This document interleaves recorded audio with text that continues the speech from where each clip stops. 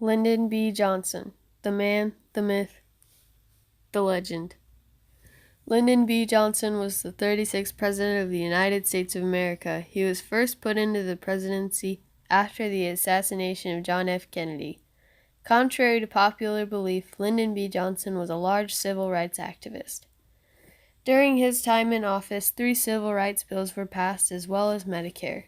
2 of the civil rights bills that were passed were the 1964 Civil Rights Act and the 1965 Voting Rights Act. Lyndon first started working with minorities as an elementary school teacher in an all-Mexican school in 1928. He worked to encourage the students and succeeded in doing so. After 4 years of working in the school, he left his job in order to pursue politics. In the year 1932, Johnson had alleviated 50% of black unemployment.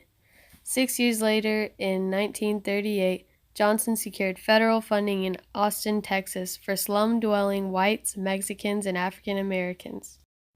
During the Brown v. Board of Education cases, Johnson was one of the first supporters toward the 1954 Brown decision, in which the courts decided that segregation in schools was a violation of civil rights. Closely prior to the assassination of Kennedy, Johnson had promised to uphold Kennedy's legacy of equal rights into his own term of presidency. Here are a few video clips from one of Lyndon B. Johnson's most famous speeches, the, quote, "We Shall Overcome" speech, given on March 15th, 1965 in Washington, D.C. There is no Negro problem. There is no Southern problem. There is no Northern problem. There is only an American problem.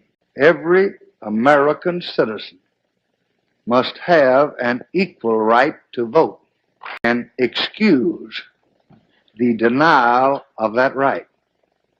There is no duty which weighs more heavily on us than the duty we have to ensure that right. Yet the harsh fact is that in many places in this country, men and women are kept from voting simply because they are Negroes.